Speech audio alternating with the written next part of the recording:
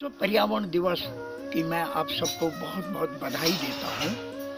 इस बार जो हम विश्व पर्यावरण दिवस मना रहे हैं, ये बहुत खास है क्योंकि इससे जो हमारे जैव विविधता की बात होनी है, जल संरक्षण की बात होनी है, हमको इस बार के पर्यावरण दिवस पर बहुत सूझबूझ से योजनाएं बनानी होंगी।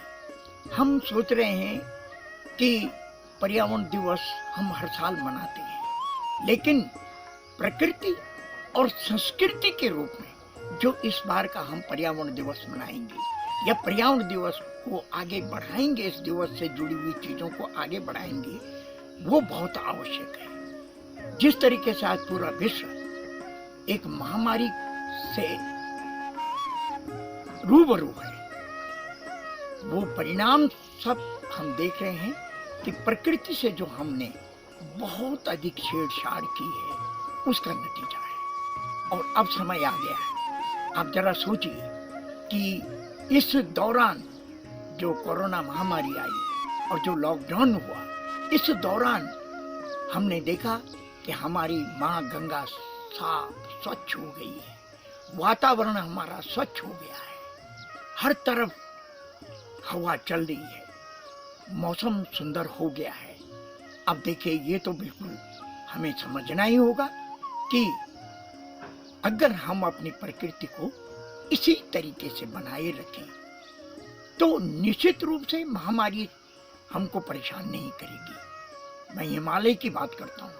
हिमालय पूरे देश के लिए बहुत आवश्यक है।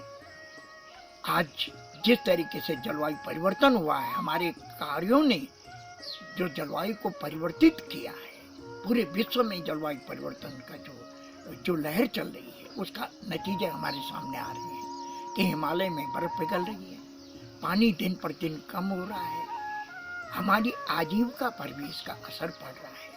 इसलिए मेरी आप सबसे अपील है, विनती है कि हम हिमालय में मिश्रित वनों को बढ़ावा दें, क्योंकि इस बार जो हमारी विश्व पर्यावरण दिवस की थीम है वो जैव विविधता संरक्षण है। तो जब हम मिश्रित वन लगाएंगे तभी जैव विविधता का संरक्षण होगा। इस दिशा में हमको सोचना है, और सोचना ही नहीं है बल्कि पहल करके कार्य भी करना है। उसी तरीके जल संरक्षण की बात हमको करनी है। आने वाले समय में जल हमारे लिए बहुत आवश्यक है, इसलिए हमें अपने परंपरागत पानी के स्रोतों को बचाना भी है और उनको बढ़ाना भी है। स्वच्छता की ओर विशेष ध्यान रखना हमको पड़ेगा। हमारी संस्कृति को हमें याद रखना होगा कि हमारी संस्कृति ने ये चीजें हमको सिखाई हैं। परंपरागत ज्ञान के रूप में हमारे सामने हर चीज हमको हमारी संस्कृति ने सिखाई है। हमें उस दिशा में अब सोचने की आवश्यकता है। हमें आजीविका को जोड़ना होगा, हमें पर्यावरण के साथ आजीविका को देख करके चलना होगा कि पर्यावरण भी ठीक रहे और हमारी आजीविका भी अक्षुण्ण बनी रहे। हमें अपने परंपरागत उत्पादों को आगे लाना होगा। जो हमारे परंपरागत ज्ञान के आधार पर जो भी हमारे उत्पाद थे, उनको हमें आगे बढ़ाना होगा। हमें अपने घराटों को विकसित करना होगा, जहाँ हमारे बुजुर्गों ने किस तरीके से आगे हमको सिखाया कि भाई परंपरागत ज्ञान के दम पर उन्होंने बहुत अच्छा जीवन जिया। उसी तरीके से हमें अपनी परंपरागत ज्ञान के आधार पर अपनी वनस्पतियों को संरक्षण करना पड़ेगा। हमें अपने तिमला, बीडू, खैना, इसोल, किनगोड़, इन चीज़ों को संरक्षित करना होगा, क्योंकि आने वाले समय में यही चीज़ें हमको बचाएंगी, हिमालय को बचाएंगे।